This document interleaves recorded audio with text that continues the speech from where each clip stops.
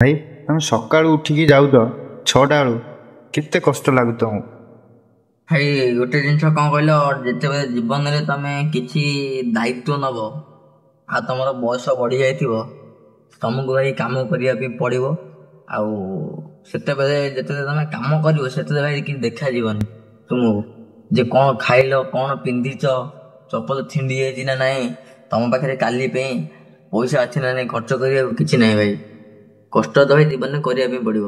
ଆଉ ଯଦି ତମେ କଷ୍ଟ ନ କରିକି ଘରେ ବସିଯିବ, ଲୋକ କହିବେ। ଯଦି କଷ୍ଟ କରିକି ଆଗକୁ ଯିବ, ତଥାପି ଲୋକ କହିବେ।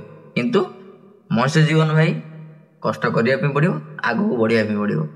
ବୁଝିଲ ତ? କାହିଁକିନା ଏ ଯୋଉ ହାଡ଼ଭଙ୍ଗା ଶୀତରେ କାମ କରିବା କେତେ କଷ୍ଟ, ଯିଏ ଉଠିକି ସକାଳୁ ଯାଉଛି, ମୁଁ ନୁହେଁ, ମୋରି ଭଳିଆ ବହୁତ ପିଲା ଏମିତି କାମ କରୁଛନ୍ତି, ତ ସିଏ ବି ମଧ୍ୟ ଜାଣିଛନ୍ତି ଯେ କେତେ କଷ୍ଟ। ଗୋଟେ ଟଙ୍କା ଇନକମ୍ କରିବା ବହୁତ କଷ୍ଟ ଭାଇ ଲାଇଫରେ। ବୁଝିଲ?